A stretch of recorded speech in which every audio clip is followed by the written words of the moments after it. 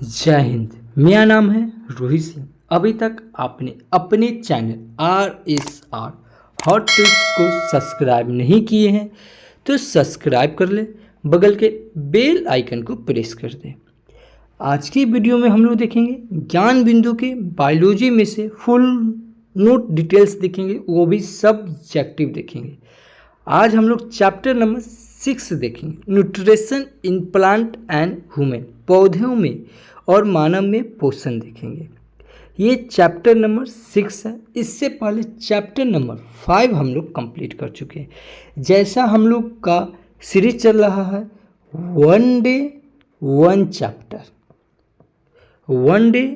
Chapter, इससे पहले 5 chapter का अब सब्जेक्टिव अपलोड है। आप नहीं देखें तो आप हमारे वीडियो के प्लेलिस्ट में जाइए, वहाँ से आप देखिए। शुरू करने से पहले बता दें कि एक और हमारा चैनल है, ठीक है, जिस पे हम डेली जो आपके लिए एग्ज़ाम के दृष्टिकोण से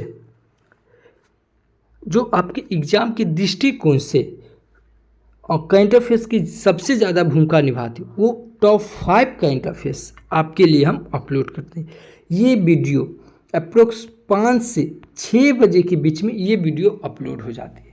तो अगर इस चैनल से आप नहीं जुड़े हैं तो इस चैनल का डिस्क्रिप्शन में लिंक मिल जाएगा, आप हमारे चैनल से जुड़ सकते हैं।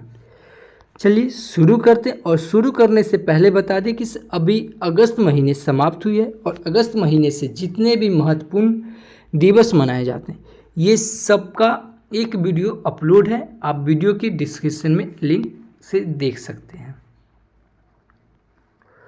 जैसा बता दें कि अभी हम लोग केवल वन लाइनर के फॉर्मेट में पढ़ते जाएंगे और बता दें कि जब भी आपका एग्ज़ाम नज़दीक हो तो ये वीडियो आप ज़रूर एक बार देख के जाइएगा, ठीक है। ये संपूर्ण विज्ञान ट्रिक्स और निमोनिक्स के साथ आपको याद कराया गया है।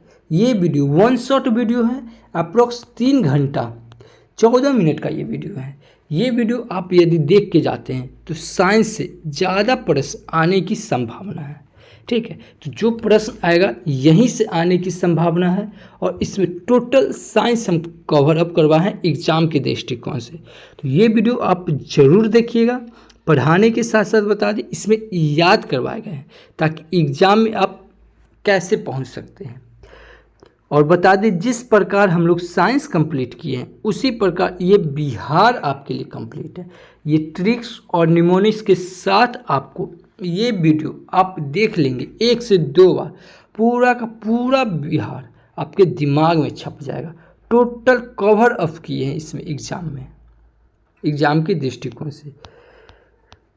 चलिए बता दें कि आपको अगर इस वीडियो का PDF फाइल चाहिए तो आप हमारे टेलीग्राम पे सर्च करके RSR हॉट टिप्स करके सर्च करके जुड़ सकते हैं, या इस QR कोड को स्कैन करके भी आप हमारे टेलीग्राम चैनल से जुड़ सकते हैं किसी भी वीडियो का PDF फाइल लेने के लिए।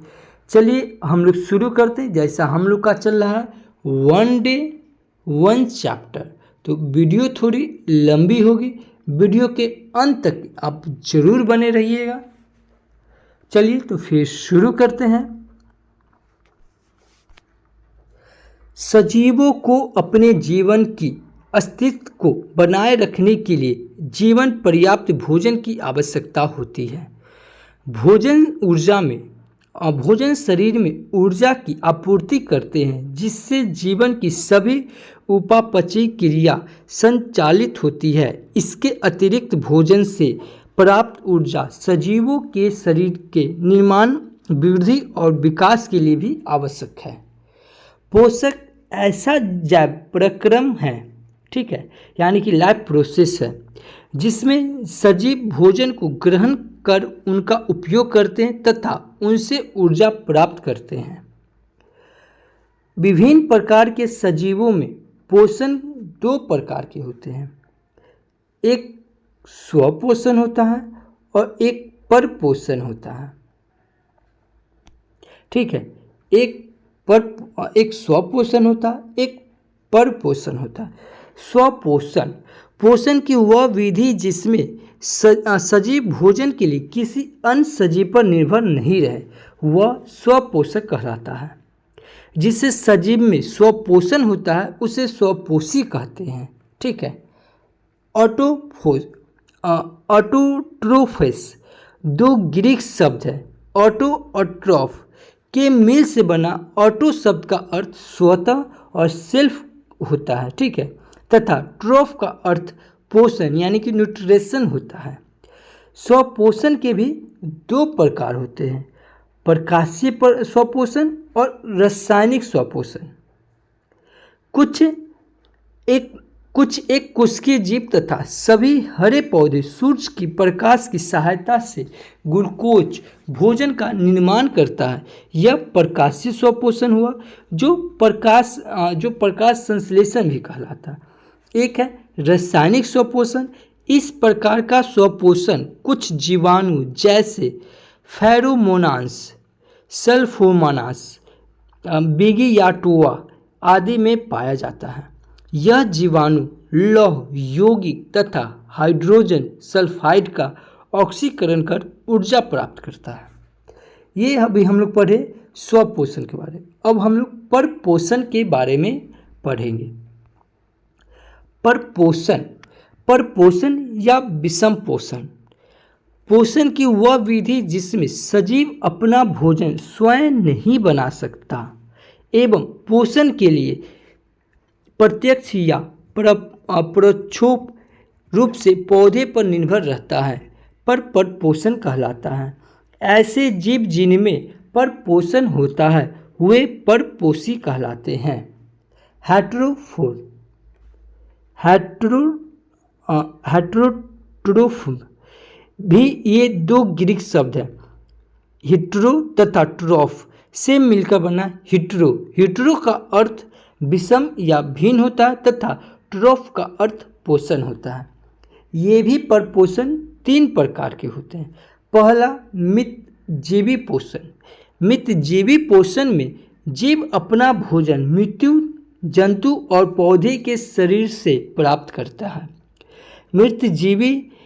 मृत जंतु तथा पौधे में उपस्थित जटिल कार्बनिक यौगिक को अपने शरीर में उपस्थित एंजाइम की मदद से तरल घुलित कार्बनिक पदार्थ एवं परिवर्तन कर उसे अपशोषित कर लेता है। भोजन को तरल रूप से अपशोषित करने के कारण मितजीवी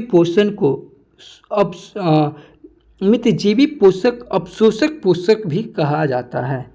यह पोषण कवक, जीवाणु तथा प्रोटोजोआ में होता है। ये मित्रजीवी अपघटक भी कहलाते हैं। अब दूसरा का है परजीवी पोषण। क्या है? परजीवी पोषण। परजीवी पोषण वह पोषण होता है जिसमें एक जीव अपना भोजन दूसरे जीवित जीव के शरीर से बिना उसे मारे प्राप्त करता है। जीव जो भोजन प्राप्त करता है उसे परजीवी कहलाता है। जीवधारी जिसके शरीर से भोजन प्राप्त किया जाता है वह परपोषी यानी कि होस्ट कहलाता है। परजीवी परपोषी होस्ट से भोजन तो प्राप्त करता है परंतु परपोषी को कोई लाभ नहीं पहुंचता, बल्कि परपोषी को प्रायः हानि ही पहुंचता है। परपोषी पौधा और जंतु हो सकता है। परजीवी का भोजन भी प्रायः तरल ही होता है। रोग फैलाने वाले सभी सूक्ष्म जीव, कवक, कुछ पौधे, अमरवेल में परजीवी पोषण होता है। तीसरा हम लोग देखेंगे प्राणी संपोषण। क्या देखेंगे? प्राणी संपोषण। इस प्रकार के पोषण में जीव ठोस या तरल के रूप में भोजन का अंतर्ग्रहण करता है, फिर भोजन को पचाता है। इसके बाद पाचित भोजन जीव के कोशिकाओं के द्वारा अपशोषित किया जाता है। प्राणी संपोषण समांतर जंतुओं का लक्षण है। मनुष्य, बिल्ली, कुत्ता, मेढक, मछली, अमीबा आदि इसी प्रकार का पोषण होता है। अब हम लोग देखेंगे पौधे में पोषण। अब हम लोग पौधे में पोषण देखेंगे। पौधे स्वपोषी होते हैं। प्रकाश की उपस्थिति में पौधे जिनमें क्लोरोफिल पाया जाता है मृदा से जल तथा वायुमंडल की कार्बन डाइऑक्साइड लेकर कार्बोहाइड्रेट का संश्लेषण करते हैं एवं ऑक्सीजन को वायुमंडल में उत्पाद के रूप में निकालते हैं। पौधे में स्वपोषण की यह क्रिया प्रकाश संश्लेषण कहलाता है। प्रकाश संश्लेषण के द्वारा पौधे अपने लिए भोजन तैयार करते हैं, लेकिन इस प्रक्रिया के द्वारा प्राणी जगत को भी भोजन की प्राप्ति होती है। अब हम लोग प्रकाश संश्लेषण देखेंगे, फोटोसिंथेसिस।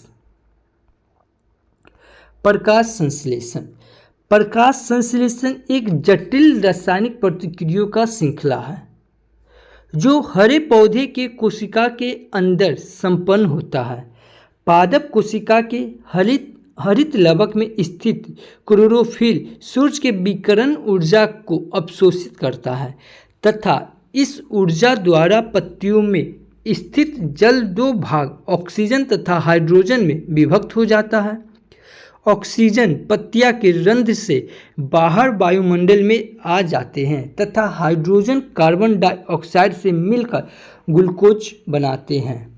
अतः प्रकाश संश्लेषण वह क्रिया है जिसमें हरे पौधे क्लोरोफिल की उपस्थिति में सूर्य के प्रकाश ऊर्जा का प्रयोग करके कार्बन डाइऑक्साइड और जल से अपना भोजन ग्लूकोज बनाते हैं। फोटोसिंथेसिस ये इम्पोर्टेंट, ये आप ध्यान में रखिए, ठीक है। जो 6CO2 और 2H2O मिलकर सनलाइट या क्लोरोफिल बनाकर ये बनाता है C6H12O6 और CH2O और C6O2 बनाता है। प्रकाश संश्लेषण एक रासायनिक अभिक्रिया है जिसमें सूर्य प्रकाश के विकिरण ऊर्जा रासायनिक ऊर्जा में रूपांतरित होता है। यह रासायनिक ऊर्जा ग्लूकोज के अणुओं में संचित रहते हैं। प्रकाश संश्लेषण के दौरान ग्लूकोज के एक अणु बनने में कार्बन डाइऑक्साइड के 6 अणु भाग लेते हैं तथा इसी दौरान ऑक्सीजन के भी 6 अणु मुक्त होते हैं, जिस कारण पहले यह अनुमान लगाया गया कि प्रकाश संश्लेषण के दौरान जो ऑक्सीजन बाहर निकलता है वह कार्बन डाइऑक्साइड के विभक्त होने से बनता है। लेकिन अब यह प्रमाणित हो चुका है कि बाहर मुक्त होने वाले ऑक्सीजन का स्रोत जल H2O है, न कि कार्बन डाइऑक्साइड। अब देखेंगे कुछ हम लोग प्रकाश संश्लेषण प्रक्रिया से संबंधित वैज्ञानिक देखेंगे। सर्वप्रथम जोसेफ प्रिस्टले ने यह सिद्ध किया था कि पौधा कार्बन डाइऑक्साइड को ऑक्सीजन बनाने में सक्षम है। प्रिस्टले के बाद जॉन इंगेनहॉज ने यह सिद्ध किया कि हरे पौधे सूर्य की उपस्थिति में ही कार्बन डाइऑक्साइड को सूर्य ऑक्सीजन बना सकता है। जॉन इंगेनहॉज के प्रयोग से पता चला कि प्रकाश संश्लेषण के लिए क्लोरोफिल तथा सूर्य का प्रकाश दोनों ही जरूरी है। अब एंटनी लेवोजियर ने यह साबित किया कि पौधा प्रकाश संश्लेषण के दौरान कार्बन डाइऑक्साइड ग्रहण करते हैं और ऑक्सीजन का त्याग करते हैं, ठीक है। अब एक नए आए वैज्ञानिक रॉबर्ट मायर ने प्रकाश संश्लेषण की प्रक्रिया को और अधिक स्पष्ट किया और वे अपने प्रयोगों से इस निष्कर्ष पर पहुंचे कि सभी पौधे सूर्य से ऊर्जा प्राप्त कर प्रकाश संश्लेषण में क्लोरोफिल द्वारा प्रकाश ऊर्जा को रासायनिक ऊर्जा में परिवर्तित करते हैं। प्रोफेसर ब्लैकमैन ने यह बताया कि प्रकाश संश्लेषण न केवल प्रकाश रासायनिक क्रिया है बल्कि यह जीव रासायनिक क्रिया भी है, ठीक है। तो ये आप याद रखेंगे। अब हम लोग देखेंगे इसे प्रकाश संश्लेषण के लिए अनिवार्य पदार्थ क्या है, ठीक है। तो प्रकाश संश्लेषण हेतु 4 पदार्थ की आवश्यकता होती है, जिनमें किसी एक के अभाव में प्रकाश संश्लेषण संभव नहीं है। पहला कार्बन डाइऑक्साइड, जल, सूर्य का प्रकाश और क्लोरोफिल। तो कार्बन डाइऑक्साइड है, यह प्रकाश संश्लेषण हेतु पौधे CO2 वायुमंडल से ग्रहण करते हैं और पौधे के पत्तियों में पाए जाने वाले रंध्र के द्वारा CO2 वायुमंडल से ग्रहण किया जाता है। जलीय पौधे वायुमंडल में CO2 ग्रहण न कर जल में घुले बाइकार्बोनेट से CO2 ग्रहण करते हैं। ये कार्बन डाइऑक्साइड। अब जल क्या है? जल प्रकाश संश्लेषण हेतु अनिवार्य है, परंतु प्रकाश संश्लेषण के अतिरिक्त अन्य क्रियाओं में भी पौधे को जल की आवश्यकता होती है। जल पौधा मृदा से जड़ों के द्वारा ग्रहण करता है। जड़ों द्वारा सोखा गया जल जाइलम के द्वारा पौधे से पत्तियां तक पहुंचता है। सूर्य का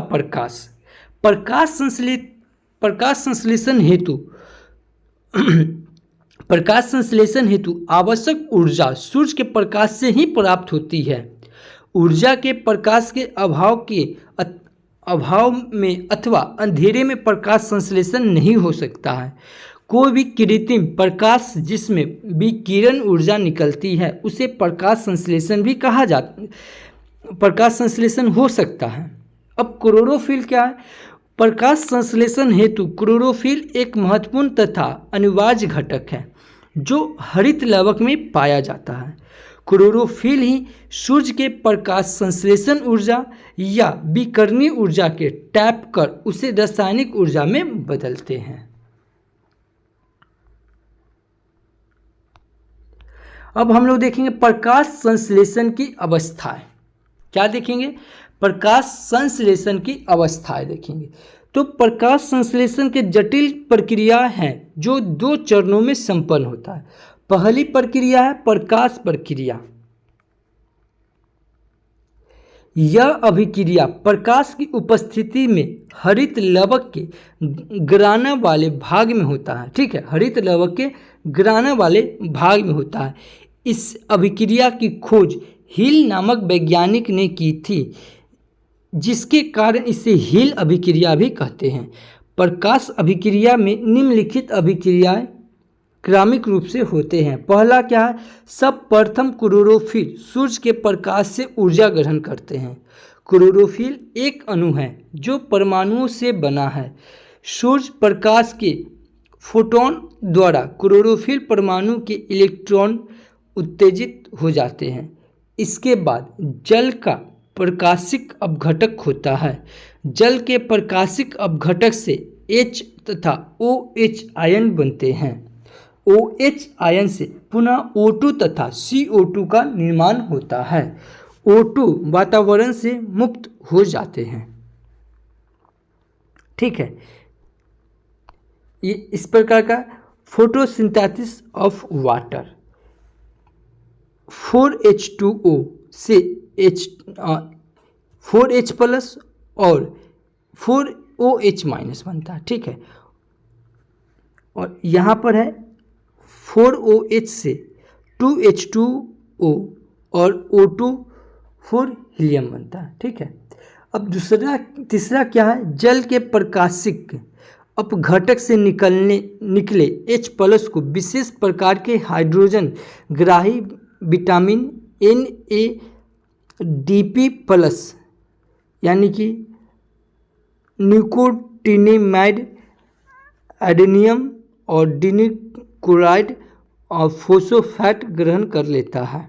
ठीक है, इसके बाद पौधे में पाए जाने वाले ADP एडिनोसाइन डिफोस्फेट तथा फास्फोरस आपस में मिलकर ATP नामक यौगिक का निर्माण करते हैं।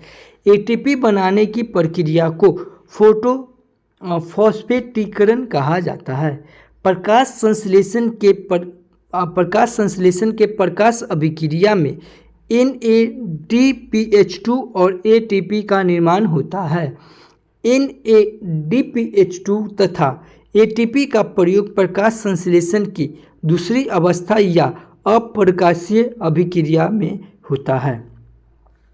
अब हम लोग देखेंगे अप्रकाशीय अभिक्रिया। क्या देखेंगे?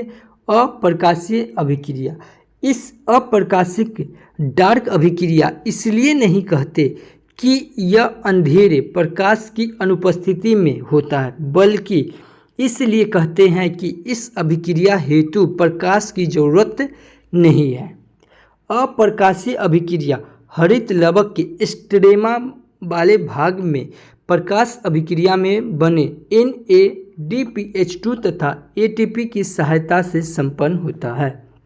अप्रकाशिक अभिक्रिया का पूर्ण एवं विस्तृत अध्ययन मेल्विन काल्विन नामक वैज्ञानिक ने किया था। इस कार्य के लिए इन्हें 1961 में काल्विन को नोबेल पुरस्कार से सम्मानित किया गया। अप्रकाशिक अभिक्रिया को क्लेविन साइकिल भी कहा जाता है। क्लेविन साइकिल 3 चरणों में पूर्ण होता है। पहला क्या है? कार्बोक्सिलीकरण क्लेविन साइकिल, ठीक है, के दौरान हरित लवक के स्टेरमा में 2 रसायन RUBP यानी कि रिबोलोस बिफोस्फेट तथा रूबिस्को एंजाइम मौजूद रहता है।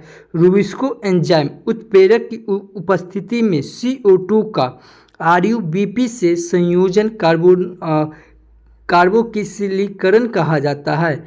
CO2 तथा RUBP के RUBP के संयोजन से AGP यानी कि फॉस्फोग्लाइसिक एसिड का निर्माण होता है। PGA प्रकाश संश्लेषण के कार्बनिक चक्र का प्रथम अस्थायी यौगिक है। अब है अपचयन। क्या है? अपचयन। अपचयन क्या है? यह अभिक्रिया की एक श्रृंखला है। इस क्रिया में PGA ATP अणुओं से मिलकर फॉस्फोग्लिसरील्डिहाइड्रेट बनता है जो ग्लूकोज का निर्माण करता है।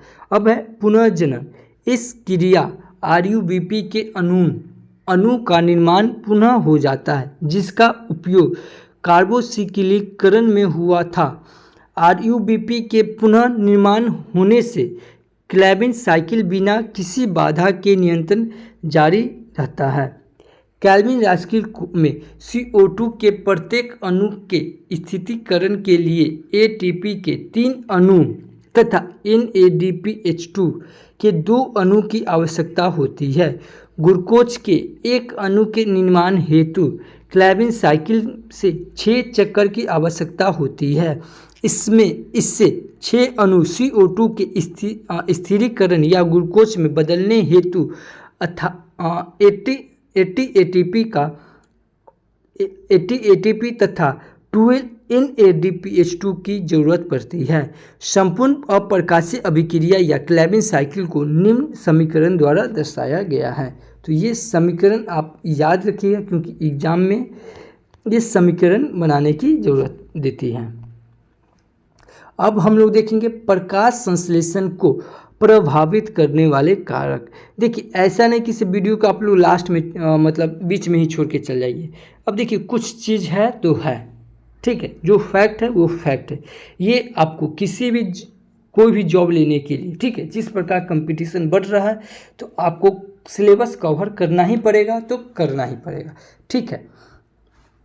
अगला है, इसी में प्रकाश संश्लेषण को प्रभावित करने वाला कारक। प्रकाश संश्लेषण को प्रभावित करने वाले कारक को 2 भागों में विभाजित किया जाता है, बाह्य कारक और आंतरिक कारक।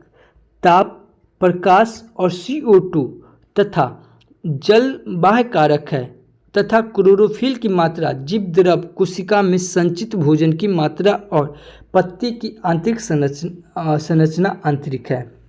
ताप लगभग 30 डिग्री सेल्सियस से 35 डिग्री सेल्सियस ताप पर प्रकाश संश्लेषण की दर सबसे अधिक होती है।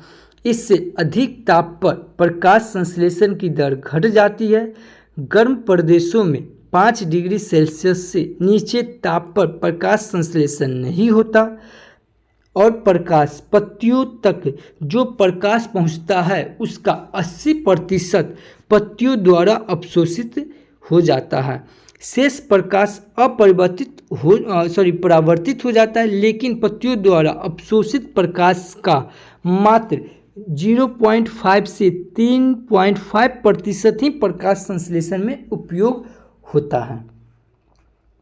प्रकाश की तीव्रता बढ़ने से प्रकाश संश्लेषण की दर बढ़ जाती है, परंतु प्रकाश की तीव्रता बहुत अधिक बढ़ने से प्रकाश संश्लेषण रुक जाती है। प्रकाश संश्लेषण केवल दृश्य स्पेक्ट्रम के तरंगदैर्घ्य में होता है। पौधे लाल तरंगदैर्घ्य से सबसे अधिक प्रकाश संश्लेषण करते हैं, जबकि नीली तरंगदैर्घ्य दूसरे स्थान पर रहती है। पीली और हरी तरंगदैर्घ्य में प्रकाश संश्लेषण की दर क्या होती है? सबसे कम होती है। अब प्रकाश की अवधि प्रकाश संश्लेषण हेतु प्रतिदिन 10 से 12 घंटे का प्रकाश पर्याप्त होता है। इससे अधिक देर तक प्रकाश की उपलब्धता पर प्रकाश संश्लेषण पर कोई प्रभाव नहीं पड़ता। कार्बन डाइऑक्साइड क्या है? कार्बन डाइऑक्साइड को प्रकाश संश्लेषण की नियंत्रण कारक या सीमांतक कारक कहा जाता है। CO2 की 0.03% मात्र प्रकाश संश्लेषण हेतु पर्याप्त है। इसकी मात्रा में वृद्धि होने से प्रकाश संश्लेषण उस दर से बढ़ जाती है, परंतु CO2 की मात्रा लगातार बढ़ने से प्रकाश संश्लेषण की दर में कमी आ जाती है। जल पौधे द्वारा अवशोषित जल का मात्र 1% ही प्रकाश संश्लेषण में उपयोग होता है। ठीक है, केवल 1% ही। पौधे को अगर जल की कमी हो जाए तो प्रकाश संश्लेषण की दर में कमी आ सकती है। तो अभी हम लोग जो ऊपर पढ़े ये पौधे में पढ़े, अब हम लोग मानव शरीर में पोषण पढ़ेंगे, यानी कि न्यूट्रिशन इन ह्यूमन बॉडीज पढ़ेंगे। ठीक है, अब देखिए, मनुष्य तथा सभी उच्च श्रेणी के जंतु में प्राणिसम पोषण होता है। प्राणिसम जीवों में पोषण 5 क्रियाओं अंतर्ग्रहण होता है। ठीक है, 5 क्रियाओं द्वारा होता है, जिसमें पहला अंतर्ग्रहण, पाचन, अपशोषण, स्वांगीकरण तथा बहिष्करण या मलत्याग द्वारा संपन्न होता है। मनुष्य में भी ये सभी क्रियाएं होती हैं। ठीक है, पोषण के 5 क्रियाओं में पाचन सबसे महत्वपूर्ण। पाचन की क्रिया में ठोस, जटिल, बड़े बड़े अघुलनशील भोजन अणु विभिन्न एंजाइम की सहायता से तरल सरल छोटे छोटे अणुओं में विभक्त हो जाते हैं। मनुष्य में पाचन हेतु एक विकसित पाचन तंत्र पाया जाता है। यह पाचन तंत्र आहार नाल एवं इससे संबंधित विभिन्न पाचक ग्रंथि से मिलकर बना है। मनुष्य का आहार नाल 8 से 10 मीटर तक होती है। ठीक है, ये याद रखिएगा, मनुष्य का आहार नाल जो है 8 से 10 मीटर तक होती है। मनुष्य के आहार नाल के विभिन्न भागों की संरचना तथा उनके कार्य निम्नलिखित है। पहला होता है मुख्य गुहा, बकल कैविटी। मुख्य गुहा की संरचना एक बंद कमरे के समान है। ठीक है, बकल कैविटी जिसे मुख्य गुहा कहते हैं, एक बंद कमरे के समान है जो मुंह के रास्ते से खुलता है तथा जबड़े द्वारा होठों के माध्यम से बंद होता है। ठीक है, मनुष्य के दो जबड़े में निचला जबड़ा गतिशील होता है और मुख्य गुहा के अंदर के ऊपर वाले हिस्सा, ठीक है, तालु कहलाता है तथा पार्श्व जिसे लैटरल कहते हैं के मांसल भाग को गला कहते हैं। ठीक है, मुख्य गुहा के भीतर 3 प्रमुख रचनाएं होती है। ठीक है, मुख्य गुहा के भीतर 3 प्रमुख रचनाएं होती है। पहला दांत, जीव तथा लारीय ग्रंथि, ठीक है, जिसे सलाइवरी ग्लैंड कहते हैं, जो पाचन में महत्वपूर्ण भूमिका निभाती है। अब एक एक करके हम लोग पढ़ेंगे, दांत, जीभ और सलाइवरी ग्लैंड। ये मोस्ट इम्पोर्टेंट है, क्वेश्चन आने की ज़्यादा संभावना यहीं से होती है। ठीक है, तो बीच में वीडियो छोड़ने की गलती आप लोग भूल भी से भी नहीं कीजिएगा। मनुष्य के दांत को 3 हिस्सों में बांटा गया है। दांत का वह भाग जो मसूड़े के ऊपर निकला रहता है, सिर जिसे क्रोन कहलाता है, तथा मसूड़े के अंदर रहने वाले भाग को जड़ यानी कि रूट कहते हैं, तथा सिर तथा जड़ के बीच दांतों के पतले भाग को ग्रीवा यानी कि नेक कहते हैं। दांत के संरचना में मज्जा गुहा, ठीक है, पल्प कैविटी और दंतास्थित, ठीक है, तथा इनेमल आते हैं। दांतों के सबसे भीतरी संरचना मज्जा गुहा से बना होता है। इस भाग में रुधि, रवाहिनी तथा तंत्रिका सूत्र भरे होते हैं। मज्जा गुहा के ऊपर दंतास्थित आते हैं। दंतास्थित ही दांतों के अधिकांश भाग को तैयार करते हैं। दंतास्थित एक ऊतक है जो हड्डी से भी ज़्यादा कड़ा तथा हल्के पले रंग का होता है। दांत के सिर क्रोन वाले भाग के ऊपर इनेमल का परत चढ़ा रहता है। दांत इनेमल के कारण से ही उजला दिखाई प्रतीत होता है, यानी कि श्वेत प्रतीक होता है। ये आप याद रखिएगा, ठीक है। दांत का जो उजला भाग जो रहता है वो दांत के इनेमल के कारण ही ये उजला दिखाई देता है। दांत का इनेमल कैल्शियम फास्फेट का बना होता है जो जल में अविलय है, ठीक है, किंतु मुंह का पीएच मान 5.5 से कम हो जाने पर इनेमल का क्षय होने लगता है। दांतों का यह इनेमल मानव शरीर का सबसे कड़ा भाग होता है। मनुष्य के पूरे जीवन काल में दांत 2 बार निकलता है। कितने बार? 2 बार। जन्म के बाद जो दांत निकलते हैं उसे दूध का दांत यानी कि मिल्क टीथ कहते हैं। दूध दांत की संख्या 20 होती है तथा 10 ऊपरी जबड़े और 10 निचले जबड़े में, और 6 से 7 वर्ष कम के बाद दूध के दांत एक एक करके टूटने लगते हैं तथा उसके स्थान नए दांत आ जाते हैं। इस नए दांत को अस्थायी दांत कहते हैं। अस्थायी दांत 32 होते हैं और 16 ऊपरी जबड़े में और तथा 16 नीचे जबड़े में। अब अस्थायी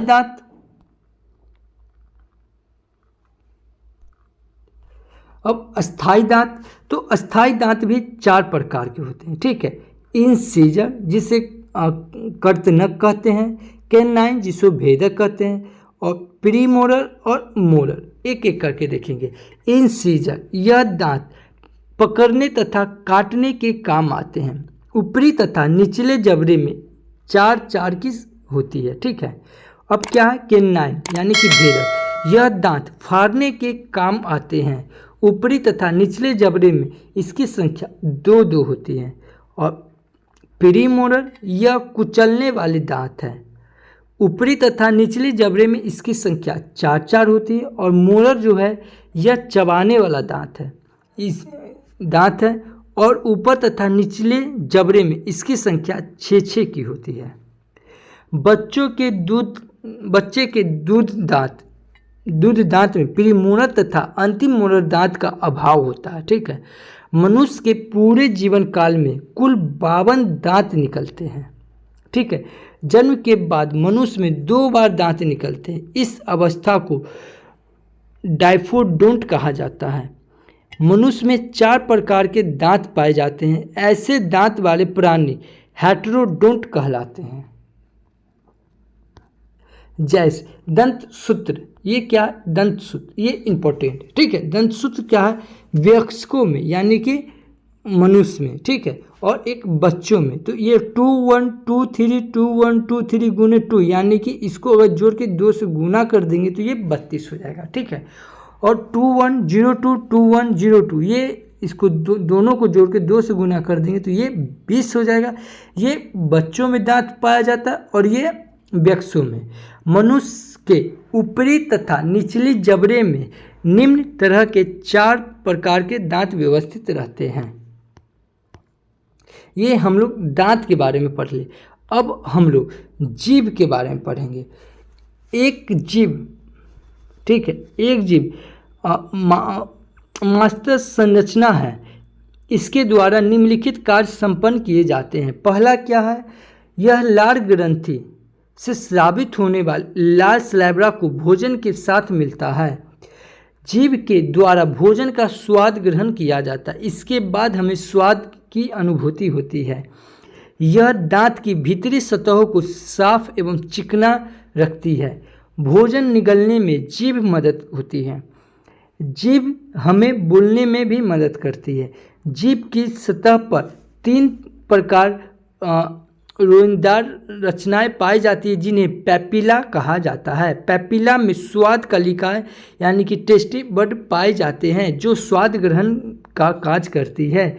जीभ के ऊपरी बीच वाली सतह पर जो पैपिला होते हैं उसे फिलीफॉर्म पैपिला कहा जाता है। इससे पैपिला में कई स्वाद कलिकाएं मौजूद नहीं रहता है, ठीक है, मौजूद नहीं रहता। जीभ के दाएं तथा बाएं किनारे किनारे फैले पैपिला जो फंगिफॉर्म पैपिला कहते हैं। इस पैपिला में नमकीन, मीठा तथा खट्टा स्वाद ग्रहण करने वाली स्वाद नलिका पाई जाती है। जीभ के पिछले सतह पर सर्कमवैलेंट पैपिला पाया जाता है जिसमें तीखा स्वाद ग्रहण करने वाला स्वाद कलिका पाई जाती है। जीभ के विभिन्न हिस्सों में मौजूद स्वाद क्षेत्र, ठीक है, स्वाद क्षेत्र जो होता है पाया जाता है। अब देखेंगे हम लोग लार ग्रंथि यानी कि सैलिवरी ग्लैंड।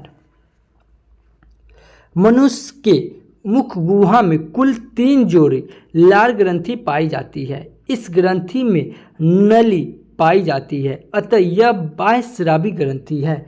3 जोड़ी लार ग्रंथि में पैरोटिड ग्रंथि सबसे बड़ी होती है जो दोनों कान के बीच पाई जाती है। एक जोड़ी सबलिंगुअल ग्रंथि जीभ के दोनों बगल में तथा एक जोड़ी सबमैंडिबुलर ग्रंथि जबड़े के नीचे पाए जाते हैं। सभी लार ग्रंथि लार के स्रावित करता है। प्रतिदिन मानव 1 से 1.5 लीटर लार स्रावित होता है। लार एक क्षारीय तरल पदार्थ है। लार में 99.2% जल पाए जाते हैं। जल के अतिरिक्त लार में Na+, K+ और Cl म्यूकस तथा 2 प्रकार के एंजाइम टाइलिन तथा लाइसोसोम पाए जाते हैं। लार में उपस्थित टाइलिन एंजाइम भोजन में उपस्थित मंड यानी कि स्टार्च को डेक्स्ट्रिन तथा माल्टोज में परिवर्तित कर देता है। इस तरह भोजन का पाचन मुख गुहा से ही शुरू हो जाता है तथा सब प्रथम भोजन कार्बोहाइड्रेट स्टार्च का पाचन होता है। भोजन में उपस्थित 30% स्टार्च का पाचन मुख गुहा में हो जाता है। लार भोजन को नरम तथा रसदार बनाता है एवं घुलनशील पदार्थ को घुलाकर स्वाद का बोध करता है। लार का लाइसोजाइम एंजाइम के प्रभाव से भोजन के साथ मुख गुहा में आए जीवाणु नष्ट हो जाते हैं। अब हम लोग ग्रसनी पढ़ेंगे। क्या पढ़ेंगे? ग्रसनी पढ़ेंगे। मुख गुहा के पिछले हिस्से को ग्रसनी कहते हैं। ग्रसनी में 2 छिद्र होते हैं, गुल्लेट तथा गुल्टिस या गुल्लेट कहते हैं। आहार नाल के पिछले भाग ग्रसनली में खुलता है। भोजन गुल्लेट छिद्र से होकर ग्रसनली में आ जाता है। ग्लोटिस छिद्र श्वासनली ट्रेकिया में खुलता है। जो भोजन तथा पानी गुल्टिस छिद्र में प्रवेश न कर इस हेतु ग्लोटिस के ऊपर एक ढक्कन लगा रहता है जिसे एपिग्लोटिस कहते हैं। ठीक है, इस ग्रसनली में जब भोजन तथा पानी आते हैं तो एपिग्लोटिस को बंद कर देता है और पुनः उसे खोल देता है। इस तरह ग्लोटिस से होकर केवल हवा ही प्रवेश करता है, भोजन नहीं करता। तो ये इंपॉर्टेंट है, ये कई बार एग्जाम में पूछा हुआ है। एपिग्लोटिस ग्रसनी के बाद आहार नाल का अगला भाग ग्रसनली है। भोजन ग्रसनली से गुलेट छिद्र द्वारा ग्रसनली में आ जाता है। भोजन का ग्रसनली से ग्रसनली में आना निगलना कहलाता है। जैसे भोजन जैसे ग्रसनली में पहुंचता है वैसे ही इसकी भित्ति में एक गति उत्पन्न होती है। इस गति को कर्मानुकुचन गति या पैरिसैलेटिव वेस कहते हैं। इस गति के कारण भोजन ग्रसनली से आमाशय तक आ जाता है। ठीक है, ग्रसनली की लंबाई लगभग 10 से 12 इंच होता है तथा इसमें भोजन का कोई भी पाचन नहीं होता है। अब हम लोग आमाशय पढ़ेंगे, स्टोमच। क्या पढ़ेंगे? आमाशय यानी कि स्टोमच। आमाशय एक चौड़ी थैली के समान संरचना है जो उदर गुहा, ठीक है, एब्डोमिनल कैविटी के बाएं भाग में मौजूद रहता है। मनुष्य का आमाशय 3 हिस्सों में बांटी रहती है। आमाशय के अग्रभाग कार्डियक तथा पिछला भाग फाइलोलिक कहलाता है। कार्डियक तथा फाइलोलिक भाग एक बीच वाले भाग को फुंडिडक कहा जाता है। आमाशय के भीतरी दीवारों पर स्तंभाकार एपिथेलियम ऊतक के कोशिकाएं धंसकर जठर ग्रंथि, ठीक है, जिसे गैस्ट्रिक ग्लैंड का निर्माण करता है। जठर ग्रंथि में 3 प्रकार की कोशिकाएं मौजूद रहती है। ये कोशिकाएं म्यूकस कोशिकाएं, अम्लजन कोशिकाएं तथा जाइमोजेन कोशिकाएं जठर ग्रंथि की 3 कोशिकाएं से प्रतिदिन 3 लीटर जठर रस का स्रावन होता है। जठर रस में जल 4% हाइड्रोक्लोरिक अम्ल और पेप्सिनोजन एंजाइम तथा म्यूकस मौजूद रहते हैं। जठर रस का हाइड्रोलिक अम्ल HCl टाइलिन एंजाइम की क्रिया को रोक देता है, भोजन को अम्लीय बनाता है तथा भोजन के साथ प्रवेश करने वाले जीवाणु को मार डालता है।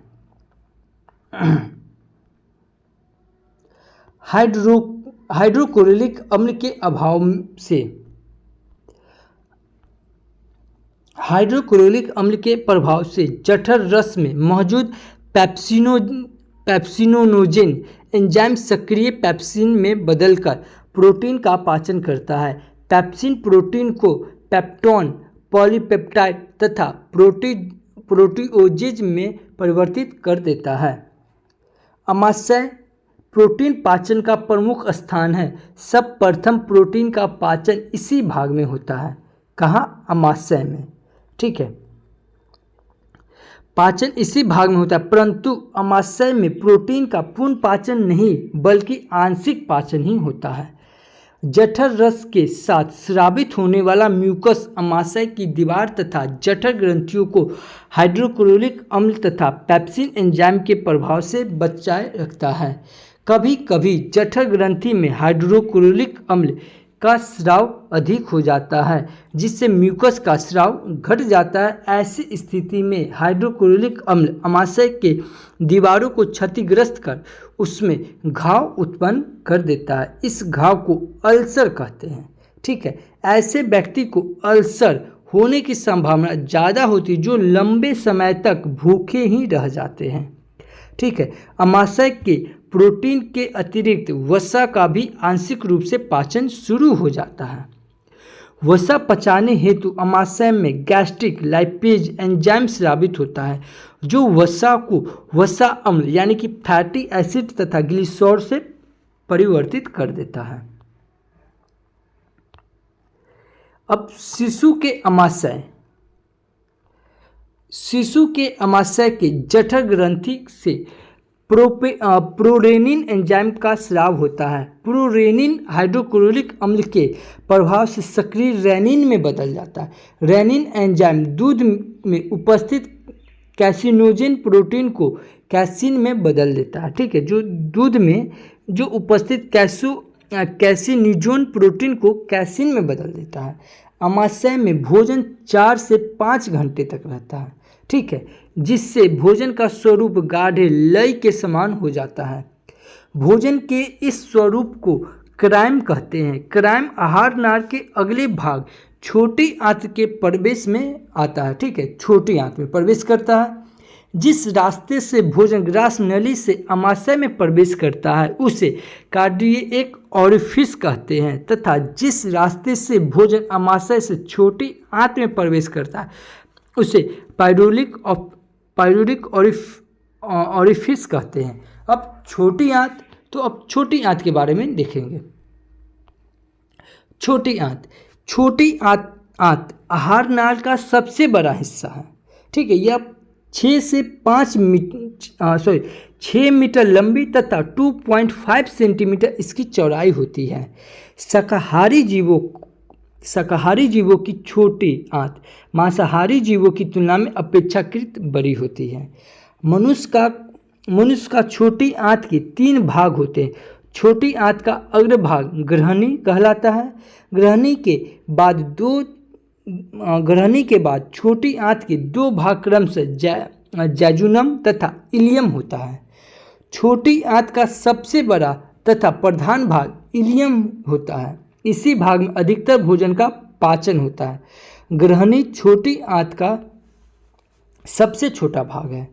छोटी आंत का ग्रहणी वाले भाग में आहार नाल के प्रमुख पाचक ग्रंथि यकृत तथा अग्नाशय की नली आकार खुलती है। भोजन जैसे ही ग्रहणनली में पहुंचता है सबसे पहले यकृत का पित्त रस तथा उसके बाद अग्नाशय रस भोजन में आकर मिलते हैं तथा भोजन का पाचन करता है। अब हम लोग यकृत यानी कि लीवर के बारे में पढ़ लेंगे। यकृत मानव शरीर की सबसे बड़ी ग्रंथि है।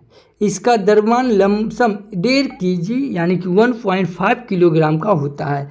यकृत के कोशिका द्वारा पित्त रस तैयार होता है जो यकृत के नीचे स्थित पित्ताशय यानी कि गेल ब्लैडर में जमा होता है। पित्त रस गाढ़ा तथा हरे रंग का क्षारीय द्रव है जिसमें 86% जल शेष पित्त लवण तथा पित्त कणिकाएं पाए जाते हैं।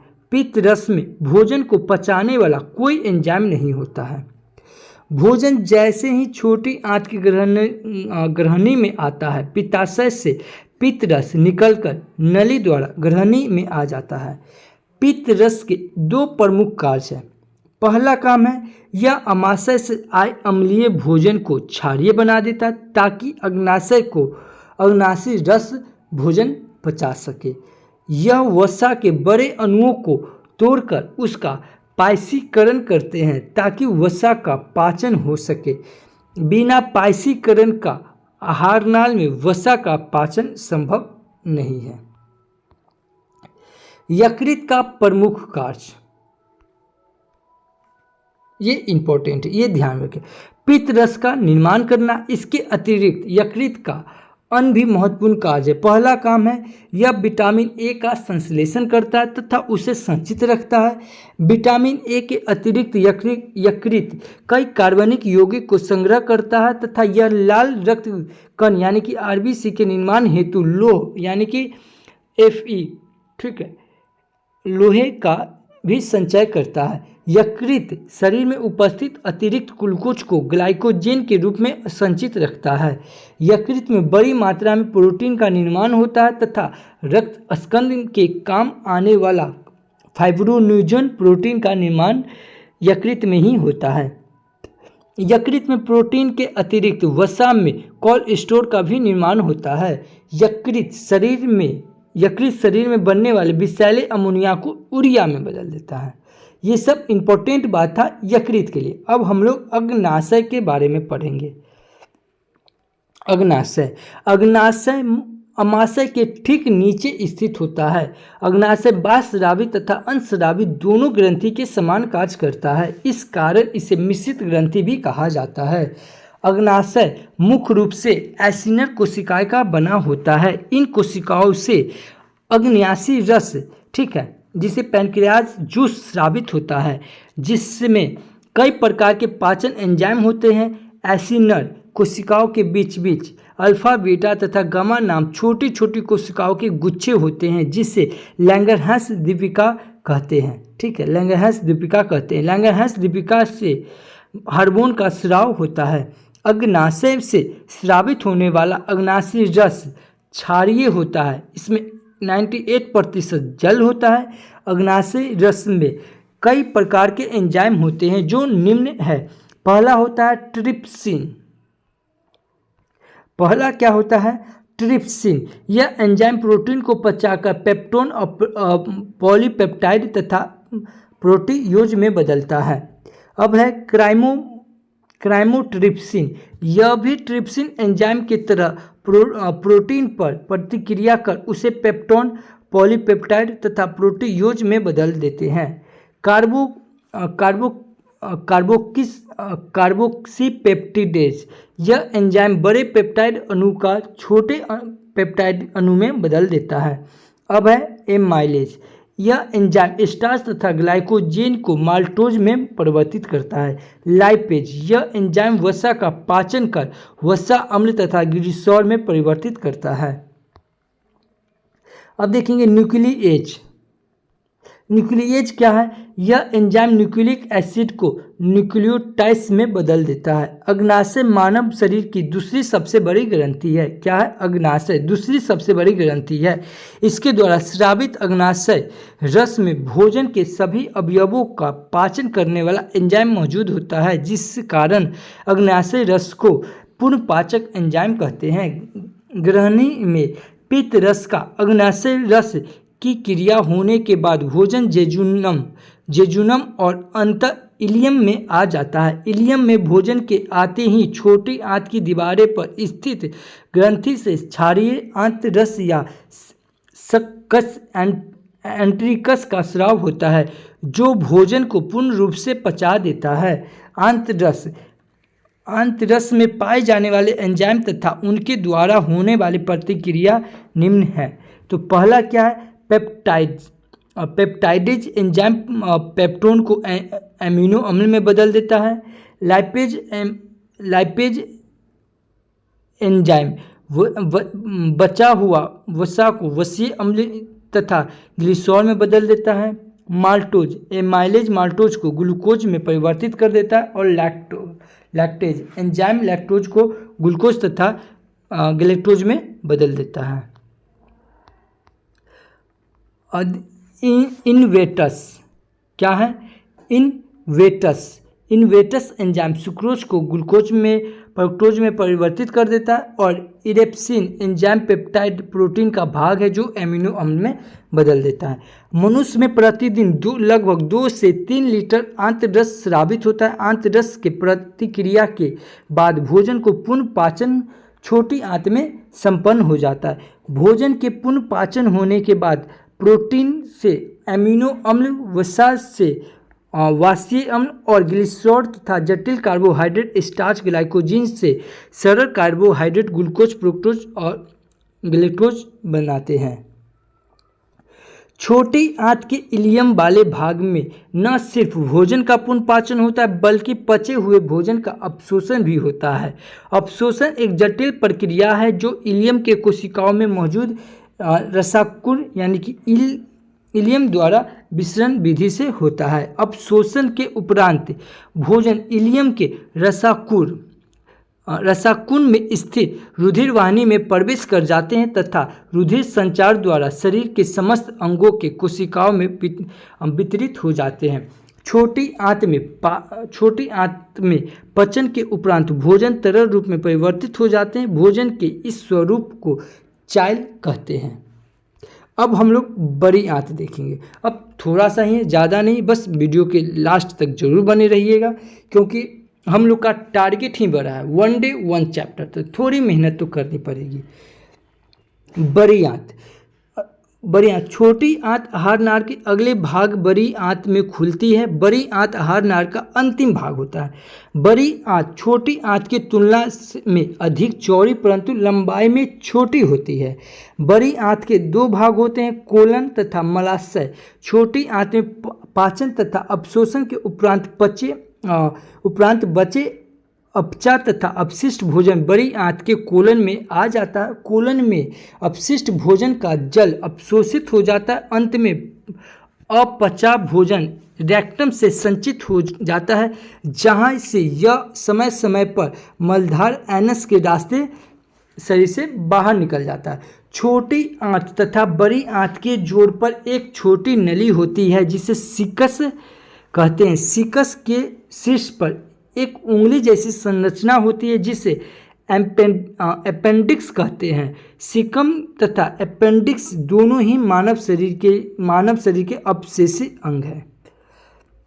बड़ी आंत में किसी प्रकार के एंजाइम स्राव नहीं होता है। इस भाग में बिना पचे हुए भोजन का कुछ समय के लिए संग्रह होता है बस। अब आहार नाल में स्रावित होने वाला हार्मोन, बस ये लास्ट है। आहार नाल के विभिन्न भागों में कुछ हार्मोन का भी स्राव होता है जो भोजन के पाचन पर नियंत्रण करता है। आहार नाल में स्रावित होने वाला प्रमुख हार्मोन निम्न है। गैस्ट्रिन, यह हार्मोन अमाशय के दीवार से स्रावित होता है तथा यह हार्मोन अमाशय के जठर ग्रंथि से जठर रस का स्राव करता है। कॉलीस्टीरिकाइनिन, यह हार्मोन पित्ताशय को उत्तेजित करता है जिससे पित्ताशय पित्त रस निकलकर ग्रहणी में प्रवेश करता है। सेक्रेटिन, यह अमाशय को उत्तेजित करता है जिसके फलस्वरूप अग्नाशय से अग्नाशय रस निकलकर ग्रहणी में आता है। इंट्रेग्रेस्टेरोन, यह हार्मोन गैस्ट्रोट्रोन हार्मोन की सक्रियता को रोकता है ताकि अमाशय के जठर ग्रंथि से ज़्यादा जठर रस नहीं स्रावित हो सकता है। इसलिए तो देखिए, आप इस वीडियो के यहाँ तक पहुँचे तो हम बता देते हैं कि आप मतलब जब भी रिजल्ट आएगा उसमें से आपका नाम जरूर होगा, क्योंकि बहुत सारे ऐसे स्टूडेंट होते हैं वो शुरू तो करते हैं बट लास्ट नहीं करते हैं। तो आपको वीडियो के लास्ट तक आप बने रहें, यानी कि मेहनत आपका जारी है। जितना हम मेहनत कर रहे हैं वो उतना आप भी कर रहे हैं। अगर ये थोड़ा भी वीडियो आपके लिए हेल्पफुल है तो हमारे चैनल को सब्सक्राइब कर लें और एक लाइक करके एक मोटिवेट करें, क्योंकि अप्रोक्स ये वीडियो 56 यानी कि 1 घंटे के आसपास का ये वीडियो है, ठीक है। तो जब हम आपके लिए इतना मेहनत करें तो एक लाइक करके ज़रूर इसे हमें भी मोटिवेट करें और वैसे दोस्तों को शेयर ज़रूर करें जिस कंपटीशन का तैयारी आप करते हैं उसी चीज़ का वही तैयारी करें। तो thank you for watching this video. जय हिंद।